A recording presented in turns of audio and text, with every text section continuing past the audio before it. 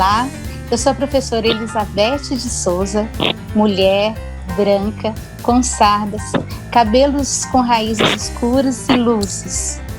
Estou aqui para conversar com vocês sobre inclusão escolar. Sempre trago uma excelente companhia, sempre tenho alguém aqui para contribuir muito com o aprendizado de cada um de nós. Hoje eu trago com muita alegria, com muito prazer, a minha xará. Ela também se chama Beth.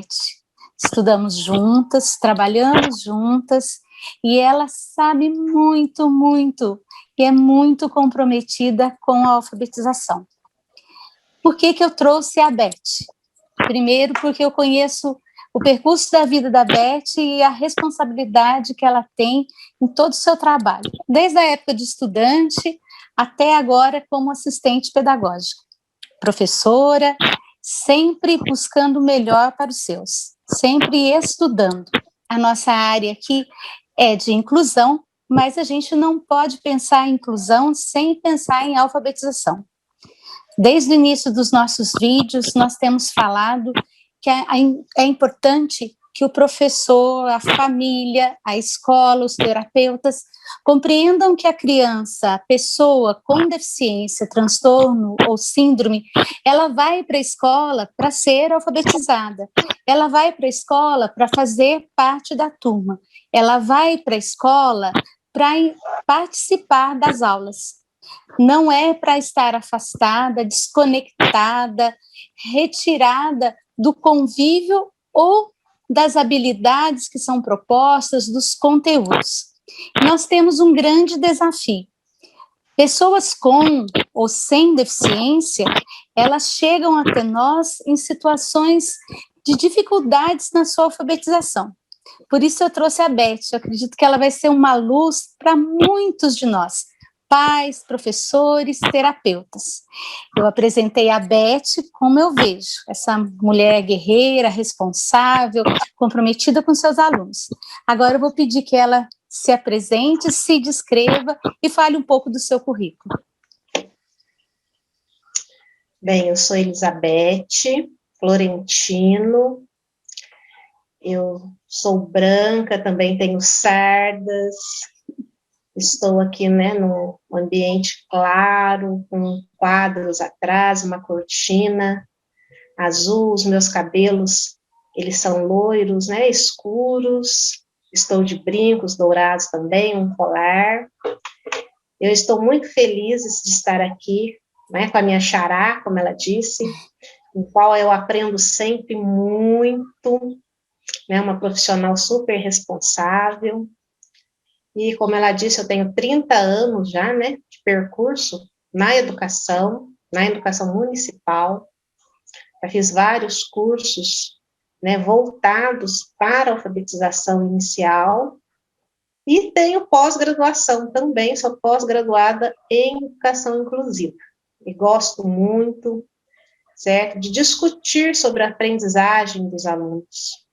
Me encanta muito, me encanta. E essa aprendizagem, ela tem que realmente acontecer para todos, para todos. Todos têm esse direito de aprender.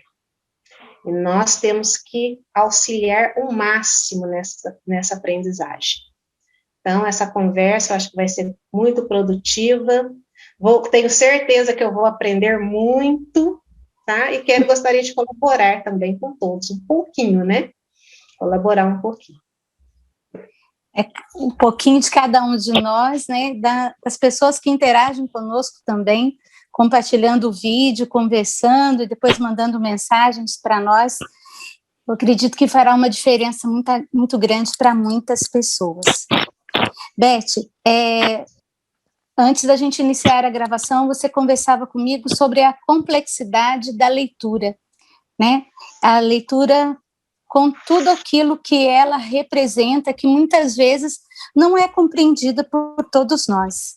Eu queria que você falasse um pouquinho para a gente, pensando que você vai estar falando para terapeutas, pais, professores, estudantes, que você pudesse nos ajudar nisso, a entender essa complexidade da leitura, porque são dois temas que nós vamos abordar, a leitura e a escrita. Sim. Bem, como nós estávamos conversando, esse assunto, né, da alfabetização inicial, na aprendizagem da leitura e escrita, ela é bem complexa. E ontem mesmo, né, eu estava lendo, revisitando uns textos para a nossa conversa de hoje, e um que eu gosto muito, da Thelma Vaz, o título já é uma pergunta. Há vida inteligente no período pré-silábico? Porque são aquelas crianças que, vamos falar assim, né, com maior dificuldade, aquelas no início mesmo da alfabetização, que muitas vezes ainda não conhecem nem o alfabeto, não escrevem ainda, muitas vezes, nem o próprio nome com autonomia. E ela vai descrevendo nesse texto todo o esforço cognitivo, certo? Que a criança, ou de repente um adulto que ainda não está alfabetizado, ele faz, né, todo esse esforço, todas essas reflexões, e que nesse período ele passa por várias etapas, certo? E como isso tudo é muito complexo para ele, porque muitas vezes nós, né, que já somos leitores, né, e que já sabemos, estamos alfabetizados, já temos um certo conhecimento também quanto à escrita, achamos que todo esse processo é muito fácil, certo? E nesse texto ela mostra que dentro desse estágio, né, que a gente chama de pré-silábico, que é aquele início da alfabetização, esse aluno passa por outras fases dentro desse estágio. Então, todo o percurso, né, e que não é fácil, né? E como é importante ela estar nesse momento inserida em um contexto letrado. Porque muitas vezes, né, nós equivocadamente achamos assim, poxa, a criança não sabe ainda ler, não sabe escrever, não conhece nem as letras, não é? Para que eu vou oferecer bons textos para ela, ler para ela? E isso faz toda a diferença. Lembrando até, né, a nossa querida escritora Tatiana Belink, ela disse que desde os 3 anos ela estava, né, envolta aos livros, e que ela aprendeu a ler assim, né? Nós vemos a realidade, né, dos países desenvolvidos, em que as crianças, desde cedo, são imersas no mundo da leitura. Isso faz toda a diferença, elas têm esse acesso. E hoje, até para as pessoas que têm menos condições, né, financeiras, de estar adquirindo, né, livros, porém nós temos os acervos nas escolas, bons acervos, né, e a própria internet disponibiliza muitos sites com audiolivros, né, tem muito material bacana também. Então, hoje também a gente não tem desculpas para não envolvermos, né, essas crianças ou adultos ainda não alfabetizados nesse contexto letrado, que é tão importante. Então, eu vou puxar a sardinha aqui para nós. A pessoa não lê, né? Vamos deixar isso bem claro. A pessoa não lê, sendo ela uma criança ou um adulto. O que você traz para nós através do texto da Thelma Vaz é isso. Ele não lê, mas há vida inteligente. Então, eu preciso oferecer leitura para essa pessoa, oportunidades de leitura. Você falando aí, eu lembrava que a minha mãe lia fotonovela para mim, livros do ensino Fundo 2 do meu primo, né? Rômulo e Remo conheci através da leitura dos livros. Eu não sabia ler, mas eu ainda contava para você semana. Minha mãe mostrava, esse é o Rômulo, esse é o Remo, essa é a loba, e contava da lenda, né, que tinha. E eu não sabia, estava começando a entender. Tinha 5 anos, tenho 51 anos, né? Não fiz prézinho, gente, não fiz educação infantil. Eu tive vizinhas que eram professoras, e meu pai e a minha mãe sempre me ajudaram. Então, vou trazer aqui para nós.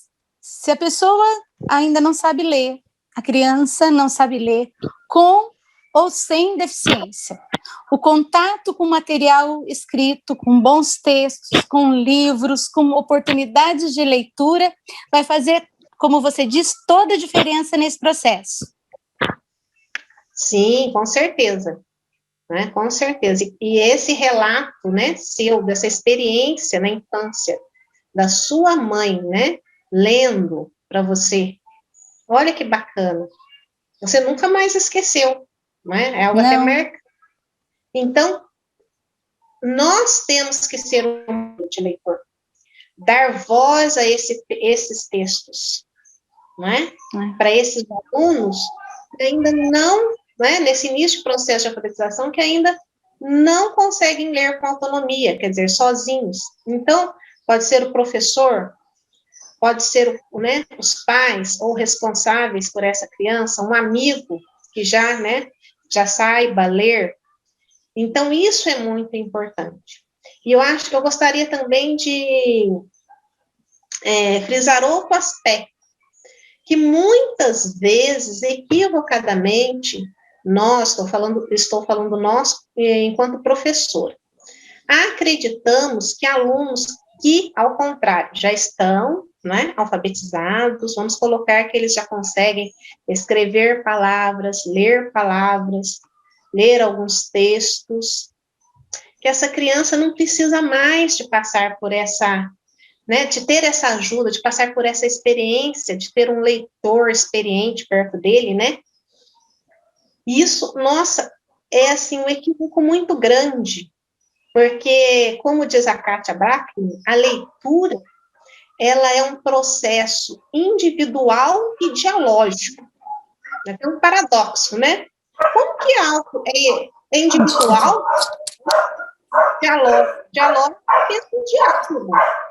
Por que é tão necessário essa pessoa experiente, esse compartilhamento de leitura? Porque individual, eu leio, eu tenho as minhas impressões, certo? Se você ler o mesmo texto que eu, você terá outras impressões. E é o nosso diálogo que vai fazer com que eu cresça e você também. Então, o compartilhar leituras é muito importante. Beth, e você ser modelo de leitor é muito importante. Você está me falando assim e eu estou lembrando que eu tive uma professora e hoje eu a chamo de amiga, porque assim ela me pediu que eu não chamasse de professora, mas de amiga, dona Ercília, e até hoje ela me manda textos para que eu leia. E a gente troca os textos que ela foi minha professora na faculdade, e os textos que eu encontro, que eu já me recordo do gosto literário dela, né? Eu já levo para ela e ela para mim. Então, a gente se comunica através hoje do WhatsApp, né?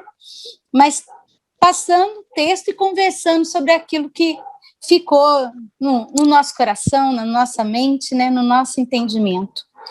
Quando você fala dessa complexidade da leitura e dessa importância no contato com os textos, eu faço um link com todos os alunos que, mesmo não estando no primeiro, no segundo, no terceiro ou no quarto ano escolar do ensino fundamental, estão em processo de alfabetização. E muitas vezes, quando está lá no sexto, sétimo, oitavo, nono ano, uma dúvida surge na cabeça do professor. Nossa, esse texto é muito complexo para ele porque ele ainda não sabe ler. Ou a deficiência cognitiva vai impedir. E você falou uma coisa muito importante. É um processo individual, mas é um processo de diálogo.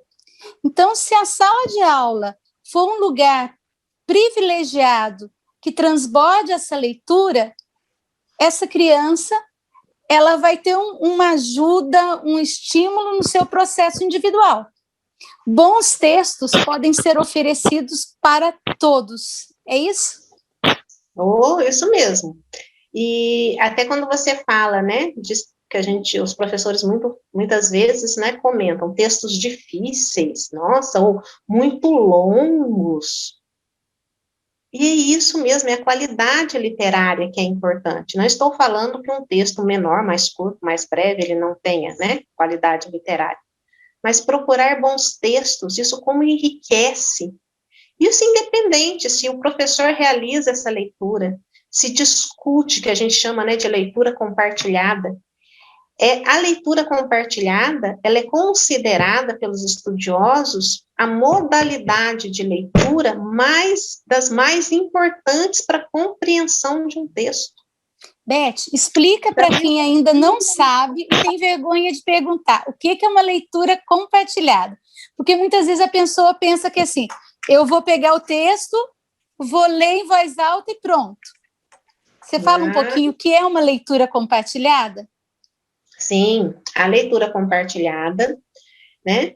A gente estuda o texto, lê o texto, nós professores, vamos colocar assim, nós professores, nós lemos o texto, e naquele texto nós fazemos, assim, várias perguntas para nós mesmos, certo? Questões ali, até no próprio texto, ou num caderno, né? Para levantar essas questões com os alunos. Então, eu leio o primeiro texto, certo? Leio esse texto, os alunos vão acompanhando, por isso que é leitura compartilhada, eles vão acompanhando a leitura desse texto, e depois eu volto e vou, à medida que eu vou lendo novamente, eu vou fazendo esses questionamentos. E esses questionamentos dão oportunidades para que eles falem, exponham, certo? O que entenderam, não é? E aí eles vão ver o quê? Nessa discussão, que cada um pode ter uma resposta, certo? E que a resposta de um, muitas vezes, complementa do outro, não é? E isso é muito enriquecedor. Isso faz com que realmente eles compreendam o texto, não é? E muitas vezes, até o professor também, né, como a gente fala, ser um informante ali, ele não vai entregar as respostas, mas ele vai fazer bons questionamentos e muitas vezes ser um informante quando eles não chegarem, assim, a uma conclusão pertinente, não é? E, então, isso é muito enriquecedor. E isso faz com que eles compreendam realmente o texto que está sendo, né, discutido ali, naquele momento. Né? E esses momentos de leitura compartilhada são momentos muito ricos para a gente ver a participação da criança. Sempre trabalhei com sala regular, mas sempre trabalhei com a inclusão. Então, muitas vezes, os próprios colegas, durante a leitura compartilhada, podiam ver o quanto seu amigo sabia e começavam até a estimulá-lo para que ele participasse mais, dando a sua opinião, trazendo a informação, relacionando a um fato da vida diária. E o aluno incluso, ou mesmo que não é incluso, ele começa a se sentir parte daquele grupo porque ele tem voz. Ele dialoga com o texto, dialoga com o professor, dialoga com aquele conhecimento e aprende a se expressar. Isso é fundamental. A oralidade e, ao mesmo tempo, essa socialização de informações, elas vão fazer para o cognitivo de todo e qualquer aluno um diferencial muito grande. É um estímulo que vai se basear na segurança que ele vai passar a ter, né? Numa autoconfiança. Eu consigo participar da conversa. Eu não estou só fazendo separadamente uma atividade, mas eu estou dentro dessa atividade com a minha turma. E isso que a gente queria muito que fosse realizado em todos os anos, séries ou etapas da nossa vida escolar. Uhum. E, Beth, a gente está falando do pré-silábico. Você dá uma passadinha no que é pré-silábico, por favor? Sim, o pré-silábico é aquele, como eu falei, né? A criança ela passa por estágios, né? No seu desenvolvimento, toda criança. E o pré-silábico é aquele aluno que a gente fala que tem uma hipótese de escrita mais rudimentar, mais primitiva.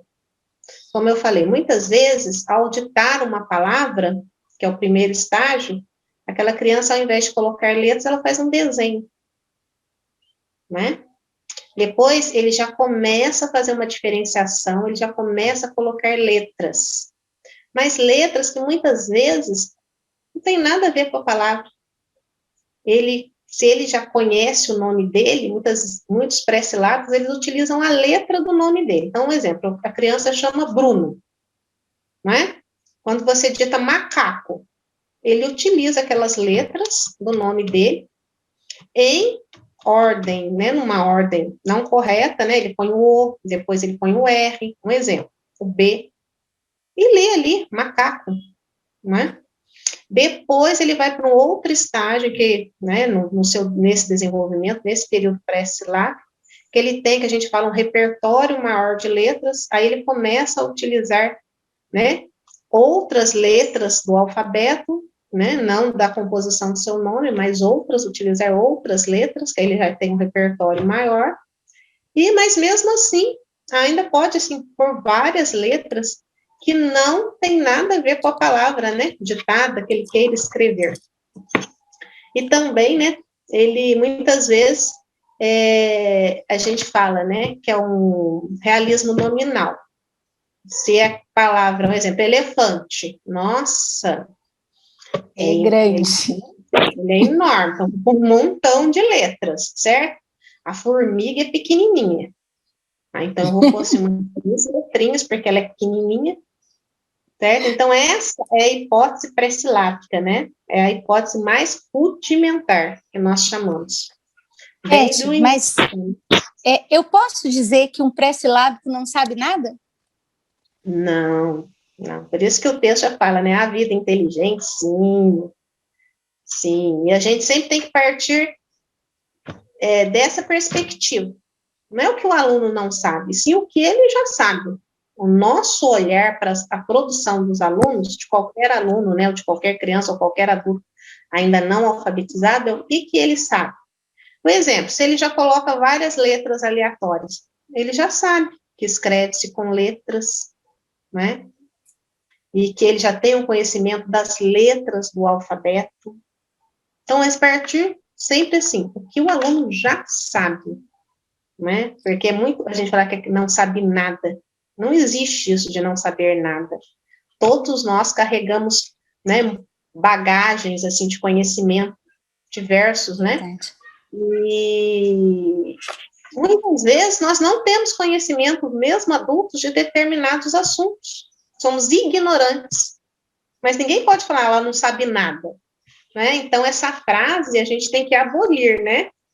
Abolir, porque não pode existir, porque todo ser humano ele tem conhecimento, né? Então, você que está nos assistindo, escreve essa frase no seu caderno. Ele não sabe nada. Escreveu? Agora risca. Para você não esquecer.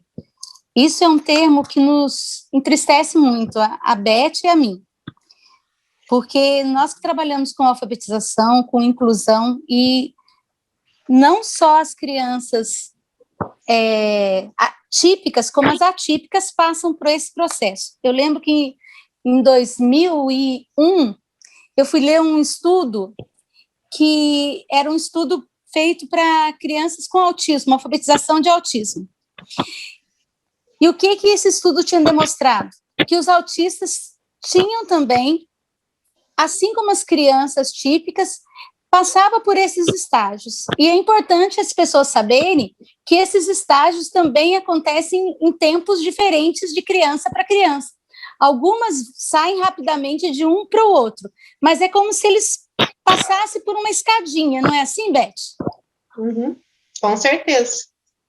Então, quando ele está pré-silado, que ele está, né, ou ele ainda não descobriu que se escreve com letras, ainda utiliza desenhos, o que é importante oferecer, agora não na leitura, mas na escrita, para que dê instrumentos para que ele comece a evoluir na sua hipótese. O que é interessante na hora da proposta de escrita para uma criança pré-silábica? A leitura, você já me disse, bons textos podem ser aproveitados por todos. E para ele transmitir o que ele pensa, como eu posso oportunizar isso para ele e dar condições dele se expressar através da escrita? Então, escrever de acordo com a hipótese em que ele se encontra é fundamental. Ele sentir capaz, eu estou escrevendo, e a gente até brinca, né? O ler sem saber ler e o escrever sem saber escrever, não é? Então, nós devemos oferecer a leitura do alfabeto, as letras do alfabeto. Muitas vezes, né, a gente fala que é o alfabeto móvel, né? As letrinhas, para que ele monte as palavras. Um ambiente alfabetizador, onde que ele tenha contato, né, com os textos, não só literários, não é? A gente trabalha muito com os textos de memória, que são as parlendas, as quadrinhas, as cantigas. Criança adora quadrinhas. Nossa, adora. Não é? As adivinhas. Por quê? Mas ele memorizou o texto, porque ele ainda não lê convencionalmente. Mas é a partir daí que o professor vai fazer as suas intervenções para que ele avance, não é? Com que letra começa a palavra, com que letra termina. Nessa quadrinha, onde está escrita a palavra piano, né? Daquela quadrinha lá em cima do piano. Listas, que a gente fala das listas semânticas, né? Por exemplo, listas de brinquedos, listas de animais, de material escolar, né? Onde está determinada palavra para que ele localize aquela palavra, circule as palavras, desenhe, faça o desenho, né? Ligue aquelas palavras ao nome, não é? Então, são N's, assim, atividades que devem ser oferecidas para esses alunos. Agora, nós estamos nesse contexto de pandemia, nós não podemos fazer, né, também, realizar os agrupamentos produtivos, colocar o coleguinha próximo, né? Mas em casa, a família pode ajudar muito, né? Se auxiliar nesses momentos, com essas atividades, com o alfabeto móvel, auxiliar a criança a montar as palavrinhas, né, em casa, o nome, partir do nome, as letras do nome, o nome, né, é o referencial, o nome dos colegas. Dos então, pais, né, dos irmãos. Então, isso é muito importante, né, e para ele está brincando, mas ele está escrevendo com as letrinhas móveis, mas ele está escrevendo. Uma cruzadinha, né, como a criança gosta, para ela está brincando ali, né, procurando as palavras no banco de palavrinhas, né, e colocando ali naqueles quadradinhos. Te explica o que é banco de palavras, que a gente tem estudante também que nos acompanha. Então, o banco de palavras é um referencial para que a criança consiga realizar a atividade. Então, um exemplo, se você dá uma cruzadinha, e nessa cruzadinha você coloca desenhos, vamos colocar ali, de animais.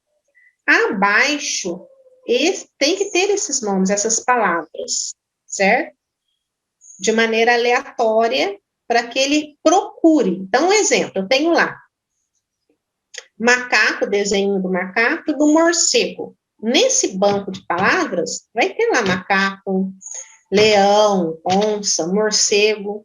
Então vou escrever lá um macaco. Aí a intervenção, né? Macaco, começa com qual letra? Termina com qual letra? Não é? Se ele ainda não souber as letras do alfabeto, mas a gente pode fazer associação. De repente tem ali o colega ou alguém na casa, né? Que tem um nome que começa com M. Igual o nome do Mateus. Olha, o M do, né? É igual, do macaco, começa com a mesma letra. Assim mesmo que eles falam, o M do Mateus, o M da Manuela. Por quê? O que acontece nesse período inicial? A criança, ela começa a observar as extremidades da palavra. Por isso que é muito importante enfatizar o início e o final. E à medida que ela vai progredindo, vai ficando fácil, né? Ela bate o olho, já, né? Ela começa, essa aqui é uma capa, esse aqui é um morcego. Aí ela começa a olhar no interior da palavra. Por isso que nós temos que começar com as extremidades. Então, essa análise, né? Apesar para a criança ela está brincando, mas olha quanta coisa ela aprende. Ela aprende a palavra em si, né? O todo, certo? As letras, né? Ela faz essa análise.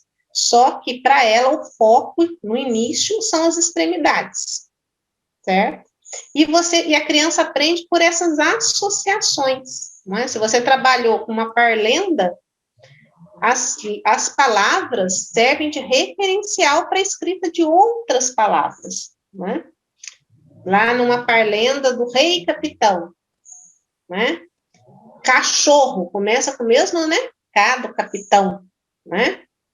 Isso. Então, você vai fazendo essas associações. Então, essas atividades são importantíssimas no processo de alfabetização, né? Principalmente para as crianças. Quando você fala, né, das cruzadinhas, e aqui as cruzadinhas, elas vêm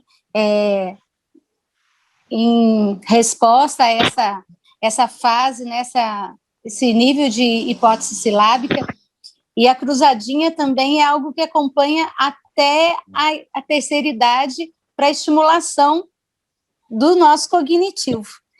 Mas a gente tem que fazer sabendo as intervenções que podem ser realizadas, e são essas que você tem apresentado.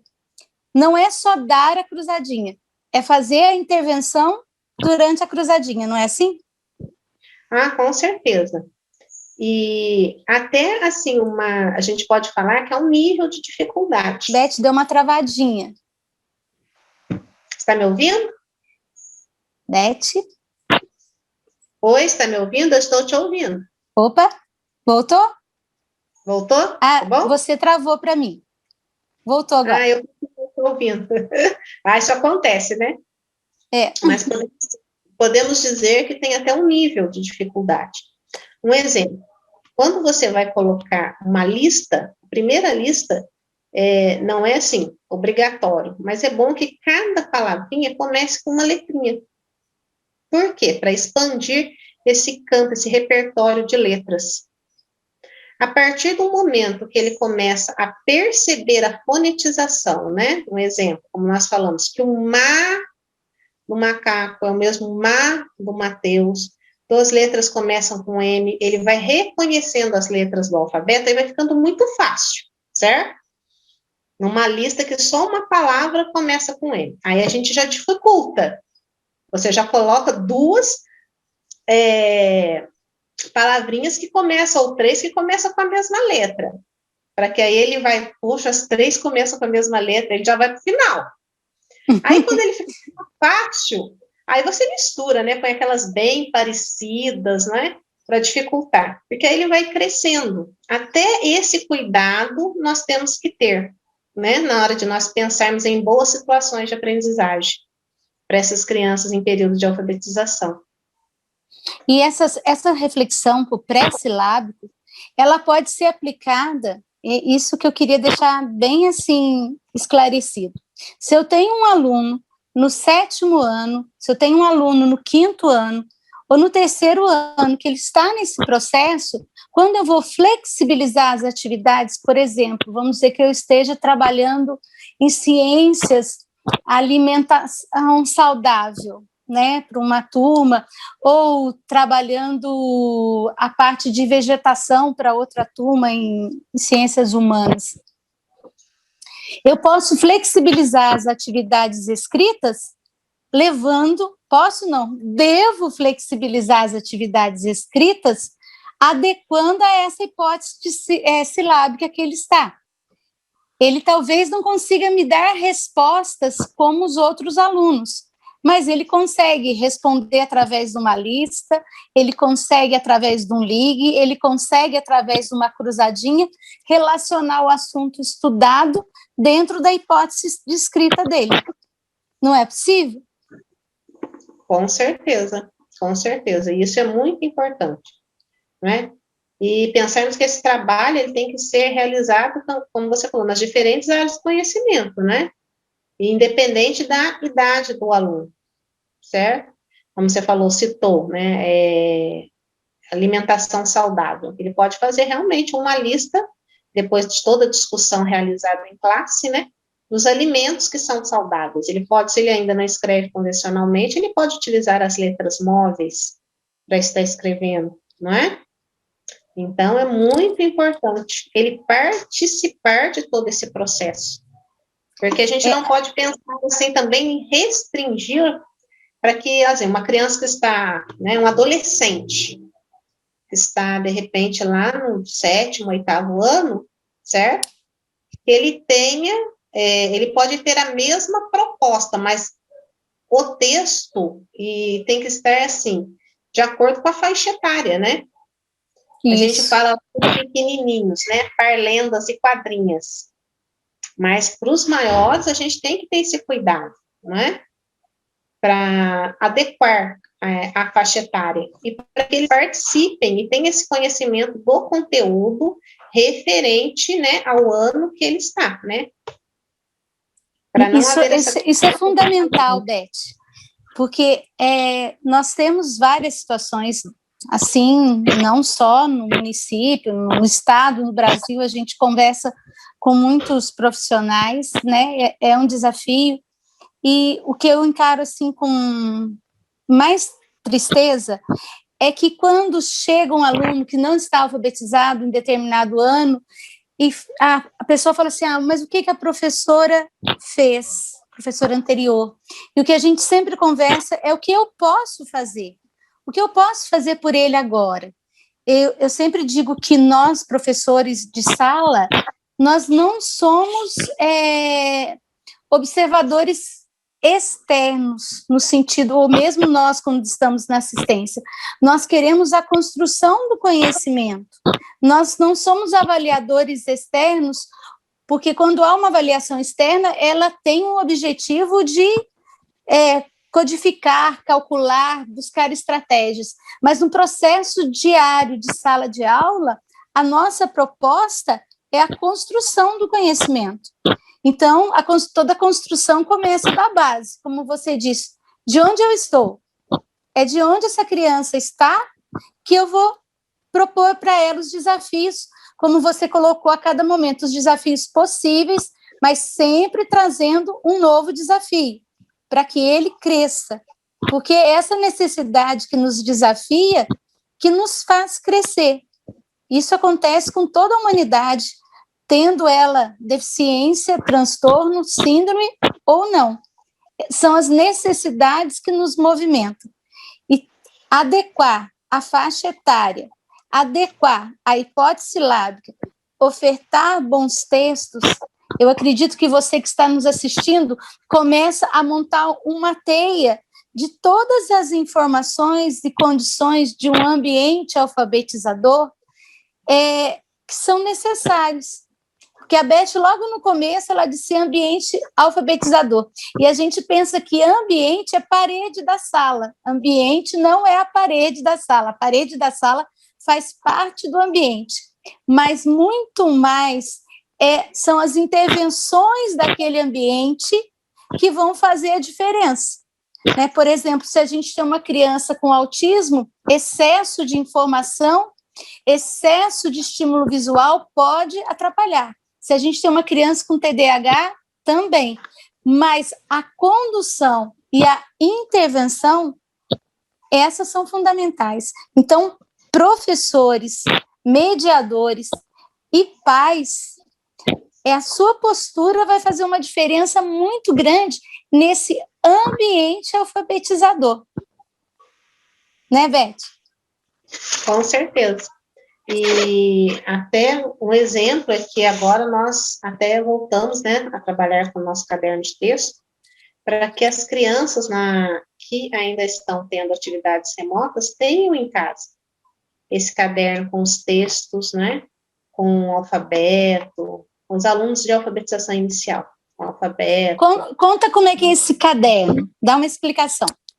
Por favor. Esse caderno de texto, Essa ele proposta. contém, está falando, quando a gente faz cartazes, né, os professores de alfabetização sabem muito disso, são os cartazes de referência, né, que é o alfabeto, o nome dos alunos, os dias da semana, meses do ano, e quando nós estamos trabalhando com as listas semânticas, com as quadrinhas ou parlendas, né, poesias. Então, esse caderno, ele é montado desta maneira, com esses textos de referência, certo? Então, nós temos lá o alfabeto, o nome dos alunos, nós temos os dias da semana, os meses do ano, certo? As listas que o professor vai estar trabalhando, o texto de memória que ele vai estar trabalhando, por quê? Para que o aluno recorra. Então, ele vai sendo montado de acordo com aquilo que vai ser oferecido para o aluno. Isso mesmo. Nós falamos que os quadros, né, os textos de referência, aqueles cartazes que ficavam na sala de referência, eles já vão para os alunos, já vai no caderno. Agora, então, eu estou trabalhando alfabeto. Aí, no caderno, cada criança vai receber o alfabeto coladinho no seu caderno, é isso? Ele vai receber o alfabeto, ele vai receber a lista de nomes dos alunos, né, da turminha, vai receber ali os dias da semana, os meses do ano, isso já vai. Depois o professor vai escolher qual lista que ele vai trabalhar. Eu vou trabalhar com uma lista de material escolar. Então, o professor vai colocar ali. E vou trabalhar com uma quadrinha, ou com uma parlenda. Vai escolher, também vai colocar nesse caderno. E ele vai fazer várias atividades em que o aluno vai recorrer, né, a esse caderno. Um exemplo, como eu falei aqui. Nós estávamos falando da cruzadinha com banco, né? Uhum. Então, quando eu coloco lá cruzadinha, eu fiz a lista de material escolar, coloco lá cruzadinha com os desenhos, né? E no caderno, a gente já dá essa comanda, né? Olha, você vai procurar no caderninho, esse caderno ele é numerado, as páginas são numeradas, na página tal, e você vai procurar os nomes, né, dos desenhos que estão na cruzadinha para completá-la, certo? Você vai ler o alfabeto, a professora pode ditar algumas palavras, algumas letras do alfabeto, para que ele procure, não é? Os nomes dos colegas, né, está lendo, a professora gravando para aqueles que estão em casa um vídeo, né, lendo, que essa foi a nossa orientação, o nome dos colegas, né, falando sempre, ressaltando a primeira e a última letra. Então, nós, né, até sugerimos como uma atividade permanente para o primeiro e segundo ano. Tá? E para todos aqueles que estão nesse processo de alfabetização. Isso. A gente trabalha com mediação escolar, geralmente as escolas têm um mediador. Esse caderno pode ser uma fonte de intervenção para o próprio mediador. Então, e os maiores, né, os alunos, assim, que muitas vezes estão no terceiro, quarto, quinto, eles podem ter o caderno, se ainda eles estão nesse processo de alfabetização, né, inicial, eles ainda não estão alfabetizados, podem sim e devem, porém, um exemplo, eu vou colocar lá uma parlenda, ou, não, para os pequenos, né, para os alunos do primeiro e segundo. Eu posso colocar uma estrofe de uma música que eles gostem, ou de uma poesia, né? Tem que adequar, né, esse texto para eles, né? Mas o processo, as atividades, o encaminhamento são mesmo para que ele faça a reflexão sobre a escrita, pense sobre, né? Mas também é um caderno que pode ser usado pelos professores para os alunos, né, de uma idade mais avançada, mas que ainda estão nesse processo de alfabetização inicial. E esse caderno, né, nós temos alguns autistas, por exemplo, que usam comunicação alternativa mundo afora. E eles têm também um caderno de imagens que eles usam quando eles precisam expressar e não conseguem fazer de forma oral, verbal. E eu sempre vejo que eles carregam juntos, sempre com eles, esse caderninho. Esse caderno de texto para o aluno com ou sem deficiência, ele também deve ser um material muito próximo dele, um material que vai ser para ele referência para aquilo que ele está aprendendo. Ali, o pai, a mãe, o mediador, o professor de sala, também vai poder acompanhar a evolução dessa criança, através de tudo aquilo, porque às vezes a gente pensa assim, nossa, mas eu ainda trabalhei tão poucas coisas com ele, e a gente volta nesse caderno e fala assim, não, olha quanta coisa a gente já dialogou sobre isso, e ele aprendeu, ela aprendeu. É verdade. E, sabe, eu queria fazer agora até uma ressalva, né, voltando àquela, nós estamos falando do caderno de leitura, caderno de textos, né, que a gente utiliza para essas atividades de leitura, e eu trabalhei com esse caderno de texto com os alunos adultos, que estavam em processo de alfabetização. E foi muito bacana. E quando você fala que o aluno, né, muitas vezes carrega o caderno, os meus, na sala, eles adoravam o caderno. Porque eles tinham dúvida, eles corriam o caderno. Ai, foi muito engraçado. Mas, assim, para eles é uma referência o caderno, né? É um auxílio muito bacana. E a criança gosta muito, e o adulto também. Por isso que também, independente da idade, você adequando, né, os textos propostos, é uma proposta interessante, né, para a alfabetização. E esse caderno, lembrei da música Caderno. Sou eu que vou seguir você, do primeiro rabisco até o beabá, né? Que vai te acompanhar. Essa relação de afeto com o caderno, né? Porque é importante a gente ter isso também. Quantas crianças não veem nem a própria evolução? E a gente tem que apresentar essa evolução para a criança também, mostrar para ela o quanto ela sabe, dizer para ela que ela está aprendendo, né? Eu estudava semana passada e comentava nas orientações técnicas que os olhos do professor são espelhos para a criança. Então, a expectativa que você tem sobre seu aluno, quando você prepara um caderno desse, ela vai refletir no seu olhar e ele vai se ver como alguém capaz e como alguém fortalecido emocionalmente para aprender. Aumenta a autoconfiança dessa criança. Hoje eu conversava também com meu marido, e meu marido dizia assim, como pode, né? Algo que a gente vai pensando, e aquilo de repente acontece. Eu dizia para ele, por isso que é importante pensar boas coisas, por isso que é importante emanar boas coisas, desejar boas coisas e ter boas expectativas sobre os nossos alunos. Eu falo que é a visão do copo meio cheio. Às vezes a gente olha o copo e pensa que está meio vazio. É esse copo meio cheio no desenvolvimento da criança e no próprio processo de aprendizagem que a gente precisa sentir e refletir para o nosso aluno, para que ele tenha confiança de aprender, não importa se ele está no 9º ano, não importa o que ele fez antes, gente. Está em 2021, ensino remoto, o que é possível? O que eu posso fazer por ele?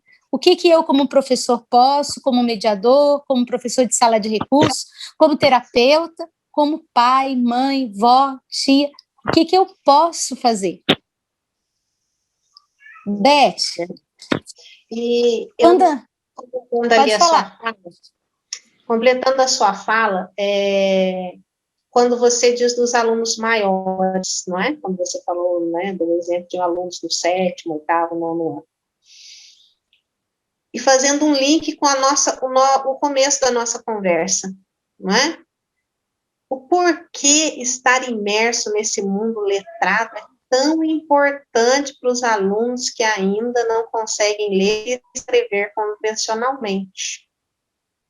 Porque quando a gente fala do letramento, quando uma pessoa é letrada, muitas vezes ela não consegue ainda ler e escrever convencionalmente, mas ela tem um conhecimento de mundo muito grande, e isso é necessário.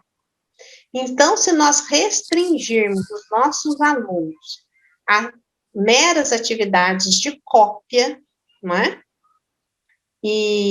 ou só essas atividades de reflexão sobre o sistema, essas atividades que nós falamos de cruzadinha, que são super importantes, contexto de memória, mas se nós restringirmos nossos alunos só a essa proposta, que conhecimento que eles terão de mundo, não é?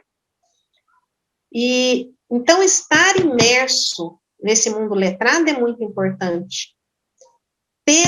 Participar dessas discussões sobre os textos, independente da área de conhecimento, se é geografia, se é história, não é? Se é ciência, é importantíssimo. Com meus alunos, nessas áreas, eu fazia leitura, certo? E a gente ia discutindo os textos de história, não é? Um exemplo. Todos participavam. Até os que não sabiam ler e escrever, os adultos ainda não alfabetizados. Né? E quanto conhecimento que a gente via que eles tinham, né, de certos assuntos. Certo? Verdade. É muito importante, por isso que a gente também não pode restringir e achar que aquele aluno, independente da idade dele, né, e a etapa, certo?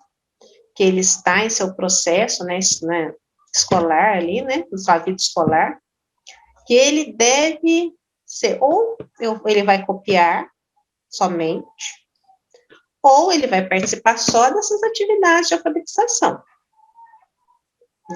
Das outras discussões, ele não vai, porque ele não lê ainda. A gente exclui, né? Exclui. Exclui. Exclui os alunos e eles não têm como eles vão se posicionar, não é? Diante de questões, né, do dia a dia da sociedade, não é? Isso é fundamental, ter esse conhecimento de mundo que a gente fala, né? Ser de mundo de vida, né? Eu falo assim, a gente vê nos planejamentos, a gente vê quando a gente prepara os documentos, preparar para a vida, um cidadão no seu sentido total e global, mas a gente parece que pensa que isso é uma frase pronta, que não é nesse momento. O que muitas vezes eu reparo? Eu já escutei frases assim, nossa, mas como que ele pode tirar 10 de ciência se ele é tão ruim de leitura? Nossa, como que ele sabe história? Ele mal escreve. Então, a gente não entende que os conhecimentos, eles requerem esse letramento que muitas vezes ele não está completamente alfabetizado, mas ele já é letrado. E a gente acaba desvalorizando, né? E quantas situações a gente já presenciou da nota ser assim, ele é ruim de português, então ele vai ser ruim de matemática, geografia. Uma vez eu escutei uma pessoa falar assim, como que esse aluno tira 10 em educação física se ele não sabe acentuar as palavras? Falei assim, peraí, gente, o professor de educação física vai avaliá-lo dentro das habilidades de educação física. Por exemplo, se eu for avaliada nas minhas habilidades físicas, eu acho que eu não consigo nem 2, porque é terrível, né? Eu falo assim, eu fiz 32 aulas de direção, e toda vez que eu carregava alguém de carro, a única coisa que eu fazia para essa pessoa aumentar a fé, porque eu só ouvia assim, ai meu Deus, meu Senhor, me acuda, era só prece, porque eu dirijo muito mal, né? Então, eu tenho habilidade para algumas coisas, para outras não. Isso acontece com todo ser humano, acontece com todo aluno, com toda pessoa com ou sem deficiência. Mas parece que a gente esquece. Então, essa sua fala é muito importante. O letramento, a boa oferta, as oportunidades. Aí, Beth, vem uma coisa na cabeça do professor. Que nota eu vou dar? Como eu vou avaliar? Eu vou avaliar mediante aquilo que eu propus como meta para esse aluno que estava numa situação tão diversa da turma a princípio. Mas para eu propor, eu preciso também ter oferecido essas oportunidades de desenvolvimento para ele. Só cobrar, eu não vou estar avaliando. A avaliação não é cobrança. A avaliação É a observação do progresso, do processo, das hipóteses construídas para que eu norteie cada passo que virá à frente. Então, quando pensa como eu avalio aquilo que eu propus a ele e dei condições. Ele desempenhou corretamente? Ele fez? Ah, não, ele fez 50%. Então, a nota dele vai ser referente a 50%. Ele desempenhou bem. Então, ele merece uma nota de 80%. Ele está aquém da sala, mas ele desempenhou muito bem aquilo que estava dentro da proposta dele. Avaliar vai ter que contar com a observação total do que foi proposto, do que foi oferecido e do que foi desenvolvido por essa criança. Estou errada? Se eu tiver, me corrige. Eu vou completar. Pode completar. Você avalia, para que é a avaliação? A avaliação é para nortear o trabalho do professor. Eu vou pedir, Beth, licença aqui só um pouquinho. Se você, meu amigo, minha amiga, tem um lápis, uma caneta, um caderninho, anota essa frase da Beth. Repete, por favor, Beth. A avaliação é para nortear o trabalho do professor. Então, quando você avalia seu aluno, se a maioria vai mal, ou aqueles alunos sempre tem nota baixa, sempre tem alguma coisa, pare e pense no seu trabalho. Replaneje, reorganize, certo? Porque é impossível, tá? Porque uma criança entra de modo X e termina em X da mesma maneira, certo? Então, eu falo, a avaliação é bússola, ela direciona, é para que eu pare e pense. Meu trabalho está sendo bom? Eu estou indo pelo caminho certo? É como um navio, certo? Então, eu estou lá. Eu sou comandante. Se a maioria está indo bem, se eu estou vendo progresso, poxa, então eu só tenho que melhorar aqui, não, mas se a maioria está indo mal, ou meia dúzia de alunos continuam sempre na mesma, tem problema aí. Pare e pense, certo? Pense, o que eu posso fazer para que eles melhorem? Porque esse caminho não está bom, não. Então, preste atenção na bússola. A avaliação é bússola. Quando eu avalio os meus alunos, eu estou avaliando o meu trabalho. Né? Isso é muito importante a gente lembrar sempre. Né? Então, e a avaliação, ela veio sempre sobrecarregada de muita ideia de culpa. E essa ideia ela tem que sair da nossa mente de professor, né? Não é culpa, você colocou muito bem, é bússola. O que eu posso melhorar? Eu costumo dizer que todos podem aprender, inclusive aquele que ensina, né? Que todos nós, a gente tem estudado tanto sobre funções executivas, né? Da flexibilidade mental, que fala da gente enxergar a situação sobre outro ponto de vista, buscar novas soluções. Essas funções, elas são básicas do nosso cérebro, né? Do nosso conhecimento. E nós, professores, também somos trabalhados nisso, somos estimulados a pensar fora da caixinha um pouquinho, buscar alternativas, identificar onde que é a situação, por que ele não conseguiu entender, né? Porque às vezes as coisas parecem lógicas, mas não são. Então a gente tem que se perguntar o que está acontecendo.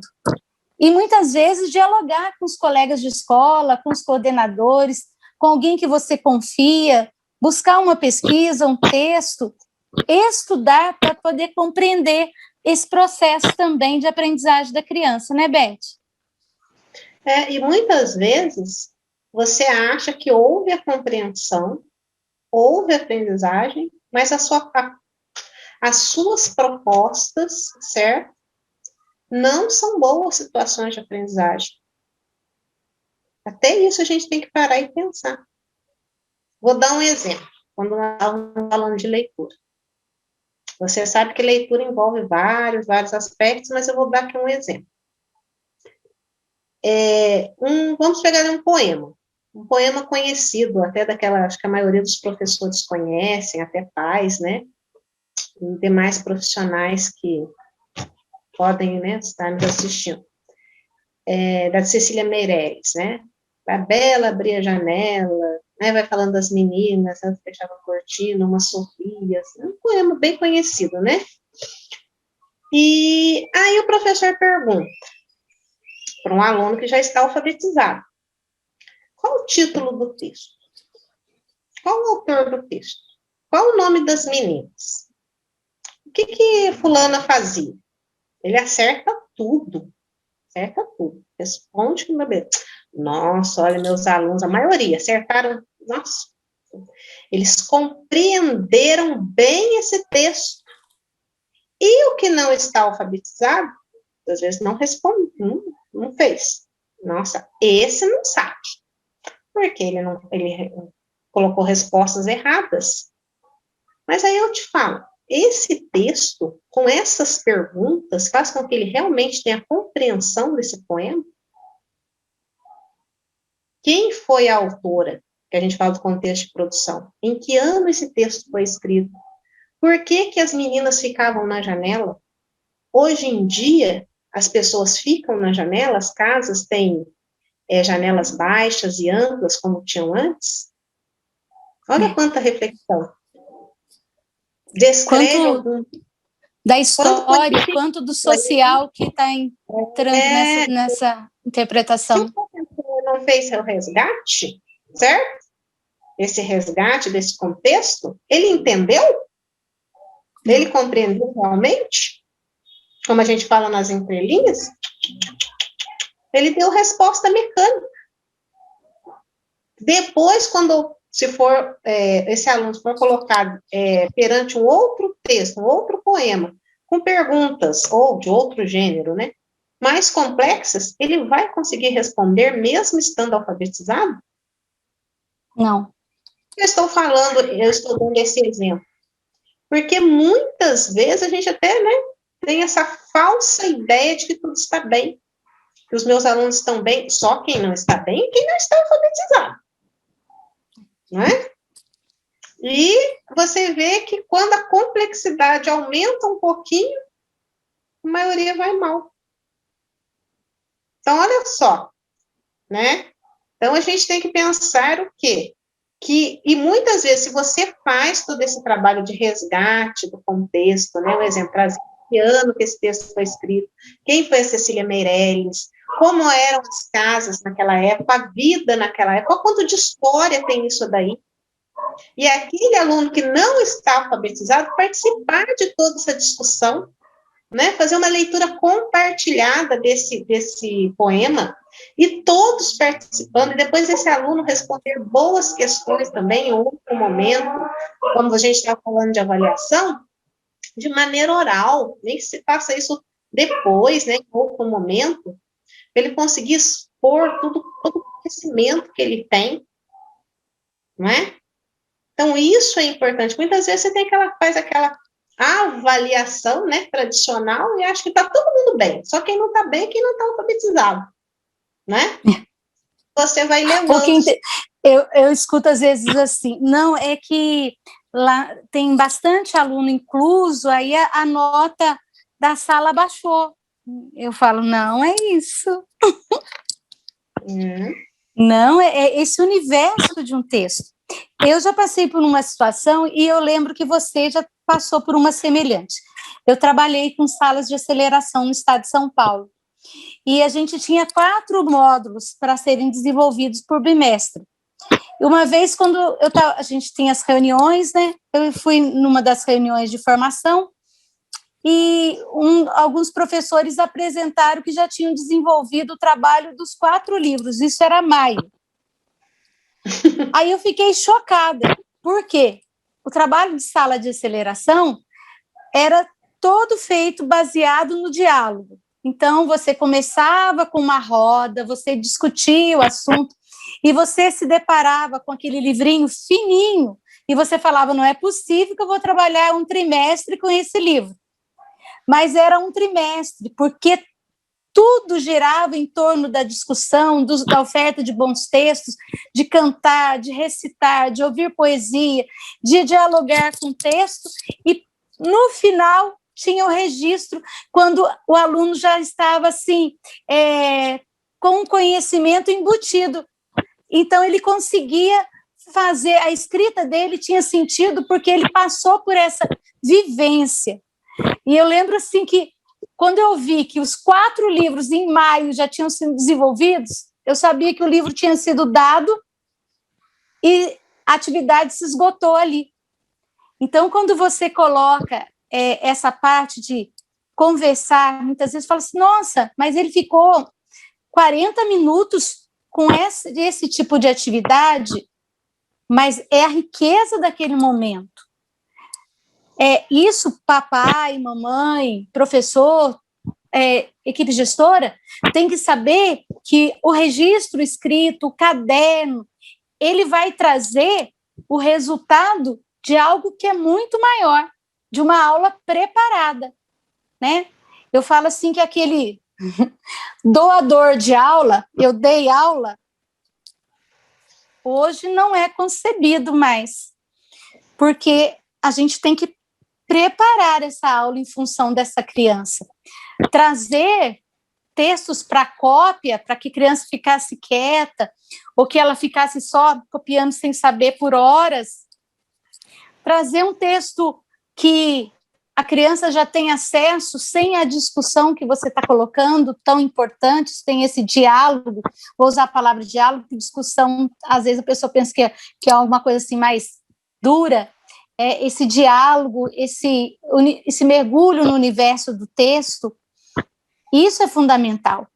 Uma aula preparada, uma aula que eu digo precisa ser preparada, a família tem que saber aquilo que está se preparando para a criança, né? Tem que fazer parte desse processo, principalmente agora, nesse remoto, e foi uma coisa assim que eu identifiquei muito nas pesquisas.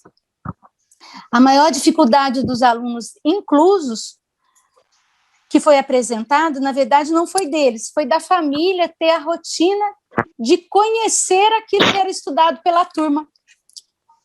Então, a minha pergunta era assim, e quando era presencial? Ele não participava, a família não participava desse processo? E agora, eu acho que a gente está vivendo um tempo de oportunidades. Eu sei que é desafiador, Beth, né? Ensinar, colaborar com a aprendizagem dos filhos de maneira mais intensa. Não é pai e mãe ser professor, é colaborar com a aprendizagem do seu filho. O filho estando em casa. Mas também é uma oportunidade de aprendizagem. Você falava de listas, eu sempre falo para os pais, vai na feira, vai no supermercado, vai na farmácia, faz a listinha, pede para o filho ajudar a escrever, vai fazer um bolo, pede para o filho, senta com o filho, vamos anotar o que a gente vai usar de ingredientes. São situações do dia a dia em que a gente incorpora também essas atividades, essa estimulação para o aluno pré-silábico. Você concorda comigo? Nossa, concordo. E acho assim, que o pai, os pais, né, quando tem alguma dificuldade também, dependendo do que é enviado para casa, né, da atividade que é enviada para casa, eles sempre têm esse contato mesmo com os professores, né, porque quando a gente fala esse relacionamento de escola, família, é importantíssimo, esse bom relacionamento, não é? E os pais também, né, que me ouvem, se você pelo menos ler para o seu filho, né, o acervo que vem da escola, muitas vezes, livros são enviados da escola, ou que tiver em casa, de repente, um gibi, né, faz toda a diferença. De repente, eu posso não saber fazer uma boa intervenção numa atividade, de repente, de um livro didático, né, uma proposta enviada. Mas de sentar também com esse filho, né, e ler, você ler para ele, ler com ele, já faz muita diferença, não é verdade? Então, são essas propostas, como você falou ali, de uma lista para o supermercado, que a gente sempre faz, né? De repente, aquele bilhetinho que a gente cola na geladeira para avisar o outro, fazer junto com o filho também, né? São coisas do dia a dia, mas que fazem a diferença. E mostram que a leitura e a escrita têm função. A gente não escreve e lê porque a gente está na escola. A gente escreve e lê porque a gente vai usar isso sempre na vida da gente, não é? Sempre, independente da profissão que nós temos. Né? A gente sempre vai estar lendo. Né? A gente sai na rua, a gente vai lendo, né? As placas, né? As fachadas das lojas, a gente lê, né? Muitas vezes a gente recebe folhetos. Então, a leitura, ela está no nosso dia a dia, né? Então, isso é muito importante. Fazer com que ela tenha função real, né? Função real. Eu tenho 4 sobrinhos netos, e o caçula tem 2 anos e vai fazer 2 anos e 2 meses. Um dia desse, eu estava numa chamada de vídeo com ele, e eu falei para ele, perguntei o que ele estava fazendo, ele disse que estava comendo vovo. Vovo é ovo. Aí eu falei para ele, o seu padrinho comeu 4. Aí ele, na mesma hora, fez 1, 2. Aí a mãe dele falou assim, você não comeu 2. Eu falei para ela, não, ele está contando para descobrir quanto que é 4. Então ele começou 1, 2, 3, 4. Tem 2 anos e 2 meses. Né? Eu lembro dos meus alunos também de educação infantil, eu falo pré-escola, porque eu já sou uma senhora de pré-escola. Eles diziam assim, eles iam buscar no ônibus e falavam, quando descobriram o alfabeto, professora, tem um A no clube. O clube era onde que eles frequentavam na cidade de Lavrinhos, no distrito em Pinheiros. Então eles descobriram, o A estava lá há trocentos mil anos. Mas quando eles descobriram o alfabeto, a alegria deles foi contar para mim que existia o A lá no clube. Então, essas pequenas descobertas são intervenções e são cheias de alegria para a criança. A criança gosta de mostrar que aprendeu, a criança gosta de mostrar que sabe. Eu digo, quando uma criança fala não sei, não acredite nesse não sei. Você tem que mergulhar nesse não sei para descobrir por que ela está dizendo isso. Ou ela quer escapar de alguma coisa, quer fazer outra, ou ela tem medo, ou ela tem vergonha daquele próprio trabalho que ela desenvolve, mas 98%, não vou falar 99% para não ser exagerada, 98% quando uma criança fala não sei para você, ela sabe. Mas são outros processos que estão impedindo a participação dela. Então, a gente precisa conhecer essa criança. E não há como não conhecer, né? Eu tive com você, com seus alunos do EJA, né, numa premiação que você recebeu, que nós fomos participar, e eu vi a alegria deles de parabenizar você, adultos. Era a mesma alegria dos meus alunos do pré, quando me viam. Foi poder abraçar você naquele momento lá na quadra do oratório. Você lembra disso? Oh, nossa, é verdade. E eles, isso que eu falei, eles eram adultos, mas as crianças, né? Porque a gente ama da mesma maneira, né? E são meus amigos. Mandam mensagem no WhatsApp ainda, tenho contato com eles, e como eu aprendi com eles também, né? E tinha na sala alunos já alfabetizados, que já liam, né? Escrevi, e alunos que não, adultos que não, certo? Mas comecei enriquecedor, porque muitas vezes no oral, né, na fala, como eles contribuíam. E isso é importante a gente ressaltar, porque muitas vezes o conhecimento ele é só valorizado daquele que já escreve com autonomia, daquele que lê com autonomia, né? A gente tem que saber valorizar todos os saberes são importantes, né? Em sala de aula a gente tem que ter essa consciência que todos são importantes, né? E nós temos aqui, lembrando, né, vários personagens, né, várias pessoas que muitas vezes não eram alfabetizadas, mas eram letradas, né? Quando a gente pensar lá no Patativa da Saré, maravilhoso. Não, estava pensando nele. Ele é semi-analfabeto, cara que, né, uma crítica do mundo, uma consciência, assim, maravilhosa, né, e foi 3 vezes doutor honoris causa em faculdade, semi-analfabeto. Semi-analfabeto. Parece, se não me engano, ele chegou ao nível de segundo ano, né?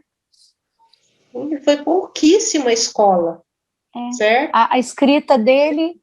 E que ele, que você for ler a biografia dele, agora a gente está conversando, estou lembrando, né? Eu admiro muito a Partido da Soré. Ele ouvia os repentes, certo? Aí, quando era criança, ele queria muito aprender a tocar viola, aí fazer os repentes, né? E depois a literatura de cordel também, ele teve muita acesso, ouvindo na rádio.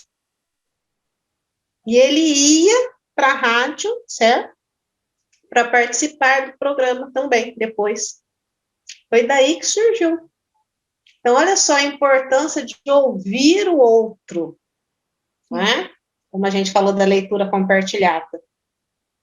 E você pode ver que né, o que ele escreveu é uma crítica, muitas vezes, à sociedade, né? O local, né? De toda a situação que ele vivia, uma crítica, né?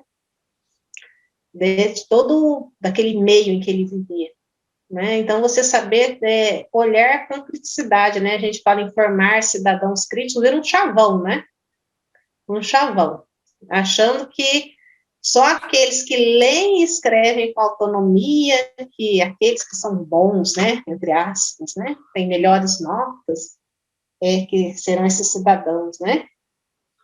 Então, isso, Patativa do Assaré, a história dele derruba por terra, né? Esses equívocos Derruba. que nós temos, né? Beth, eu acho que a gente tem muita coisa para conversar. Eu vou até te pedir um favor. Acho que nós vamos ter que marcar outro vídeo para completar essas ideias. Eu queria ver com você hoje o que você acha assim. Hoje eu não posso deixar de falar isso. O que você não pode deixar de compartilhar conosco? Porque aí a gente vai encerrando e eu vou ver com você uma outra oportunidade da gente conversar mais.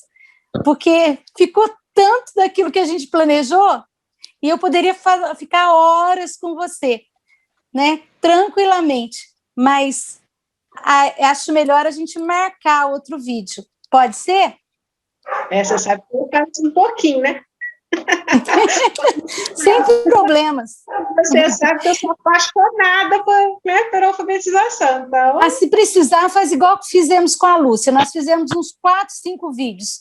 A gente vai montando, eu acredito que isso vai ajudar muito professor, muito estudante, porque às vezes o conhecimento chega para o professor, para o pai, né, com os termos assim, o aluno pré-silábico, você vai fazer um banco de palavras, você vai usar um caderno de texto. Aí a pessoa fala assim, vou fazer de conta que eu estou sabendo tudo, que é isso mesmo, né?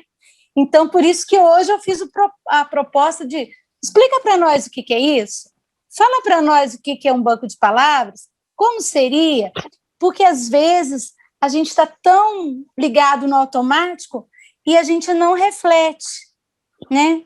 E eu acho que vai ser uma oportunidade muito boa para as pessoas também conhecerem o seu trabalho e poderem ser direcionadas, né? Porque você é uma bússola para a gente também. Espero levar os dois pelo caminho certo. Vai levar sim. Fala para nós aquilo que você acha que não pode faltar hoje nessa fala, que a gente ficamos na hipótese pré-silábica, né? Mas falamos de leitura, falamos de letramento, falamos de ambiente alfabetizador, daquilo que pai e mãe pode fazer. O que você acha que ainda falta? Olha, eu acho que você já falou um pouco, né, sobre isso, mas reforçando, né? O acreditar, acreditem.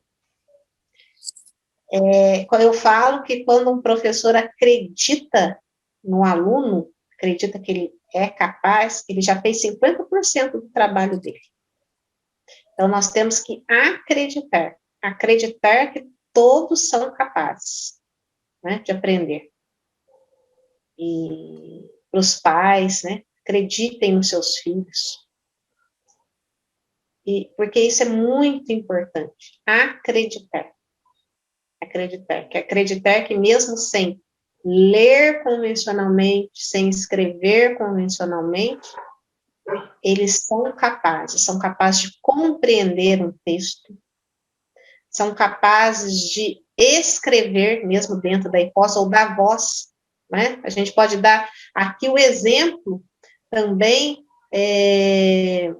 dos grandes filósofos, né? Antes eles não escreviam texto, quem escrevia eram os escribas. Os escribas que escreviam, mas quem eram os autores? Eram os filósofos, né? Então, essa criança, ela pode não, muitas vezes, ou um adulto não alfabetizado, um adolescente não alfabetizado, ele pode não escrever convencionalmente, mas ele pode dar voz a esse texto.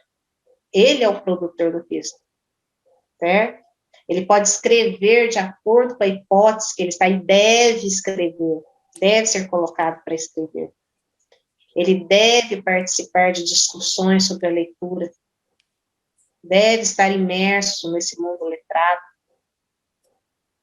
Eu acho que o acreditar é fundamental. Eu acho que, reforçando que você falou um pouco, né, sobre isso, mas eu acho que falta, né, falta ainda nós acreditarmos mais no potencial dos nossos alunos.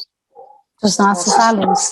Eu conversava com as professoras também de educação infantil, acho que há 2 semanas atrás, e eu falava o quanto elas são importantes nesse universo, né? Professora de educação infantil, creche, educação infantil, elas são, assim, aquelas que vão introduzir nesse mundo de letramento essas crianças sem elas estarem lendo. Então, o que eu convido vocês nesse processo agora de isolamento social, né? A nossa vida mudou tanto, né? Hoje eu olhei assim e falei assim, nossa, minha unha não tá por fazer, mas eu estou isolada em casa, então eu não posso ir na manicure. A minha manicure também é grupo de risco. A gente vai se adaptando, né? Aquilo que a gente às vezes estava acostumado, a gente teve que deixar de lado e começar a fazer de maneira diferente. Mas tem algumas coisas que a gente pode fazer diferente para melhor. Vou dar um exemplo. As escolas têm ótimos acervos. Hoje a gente tem um acesso muito grande a livros. O único problema da pandemia é que um livro que é recebido de uma casa, ele deve ser colocado num saquinho plástico, né, higienizado, num saquinho plástico, e deve ficar adormecido por 5 dias. Então, se eu emprestei um livro para um aluninho, para falar assim, eu emprestei para o Miguel vai ficar com esse livro essa semana que vem ele me devolve, guardo no saquinho, fecho, né? Deixo lá numa estante adormecido. Na próxima semana ninguém pode levar esse livro. Na terceira semana, outra criança pode levar esse livro. Então, a gente pode seguir o protocolo sanitário, né? Agora para a Covid-19, e mesmo assim fazer uso dos livros. Leia sempre para os seus filhos. Compartilhe as leituras. Isso vai ser fundamental. Eu tenho certeza que vocês gostaram da minha charada, minha amiga, conheceram um pouco mais da Beth, e eu sou tão cara de pau que eu já pedi para ela continuidade, né? Já pedi ao vivo aqui, aí ela não tem jeito nem de escapar, para a gente ter outras conversas assim, porque a gente tem tanto ainda, né, para ver o silábico com um valor, sem valor, como que a gente vai fazer o começo de um texto, o final de um texto. Tem tanta coisa para a gente aprender, até chegar no texto de autoria. Nossa, eu acho que tem muita coisa para conversar com você, Beth. Olha, estou à disposição. Gostei muito dessa oportunidade, como a gente aprende, né? Ouvindo também a sua fala, a sua experiência, a gente aprende muito. Essa troca é muito importante.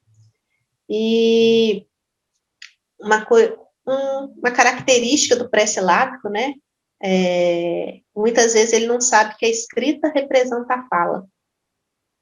Então, escrever, né, o professor ou os pais, né, ele falando e o professor escrevendo, né, ditando para o professor escrever, ou para os pais, quando você falou da lista, né, daquele exemplo da lista do supermercado. Olha só, é uma coisa tão simples que faz tanta diferença, né? Eu lembrei que eu deixei de falar dessa característica do pré-silábico, porque muitas vezes ele ainda não sabe que a escrita representa a fala. Então, a gente pode ver que o aprender é compartilhar, né? É estar sempre junto com o outro, compartilhando. Não existe, ninguém é ilha, não existe, né, aprendizagem que se fala, né, nossa, eu aprendi sozinho, é tão bom aprender sozinho. Será que é tão bom? A gente aprende muito mais com o outro, não é? E nós temos que ser modelos, né? Modelo de leitor, modelo de escritor para os nossos alunos, para os nossos filhos, não é? Mesmo, mas eu escrevo tão mal. Mas uma listinha de supermercado, como a Beth falou, todo mundo faz, né? Um bilhetinho. E a gente já está colaborando tanto, né? Muito verdade mesmo, Beth. São coisas do dia a dia que vão fazer a diferença e vão ter significado, né? E eu acho que a gente tem muito a conversar.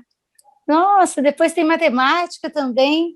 Acho que a gente vai ter que fazer outros, muitos outros, Beth. Pessoal. Eu gosto que para os pais que vão assistir, né, para outros profissionais que não sejam da educação, para os professores também. Mas eu até peguei o que eu gosto, como a gente falou do Patativa do Assaré, ele falou que para ser poeta não precisa ser professor. Basta ver no mês de maio um poema em cada gaio e um verso em cada fulô. Lindo. Obrigada, Beth. Obrigada mesmo. Eu é que agradeço. Muito obrigada. Olha, beijão espero todos, que... né? Eu espero que todos tenham gostado, que aproveitem, compartilhem em suas escolas, né, com os seus colegas de trabalho. Eu acredito que é o que a Beth trouxe, ela vem com muita propriedade falando sobre esse assunto de alfabetização. E de uma maneira muito tranquila, muito clara, né? A dona Diná, se chegar a ver esse vídeo, ela vai ficar muito contente de ver as alunas dela, né? Vai ficar feliz da vida. E sabemos que é importante estarmos juntos, compartilhando. Então, compartilhe nossos vídeos, acessem o canal, se inscrevam no canal. A nossa temática é inclusão escolar. Mas quando a gente fala de inclusão, a gente fala de família, a gente fala de terapia, a gente fala de escola, a gente fala de aprender juntos. Então, um grande beijo para vocês. Beth, Deus lhe pague. Muito, Amém. Muito. Eu acredito Amém. Que uma sementinha foi plantada. Beijo. Beijo.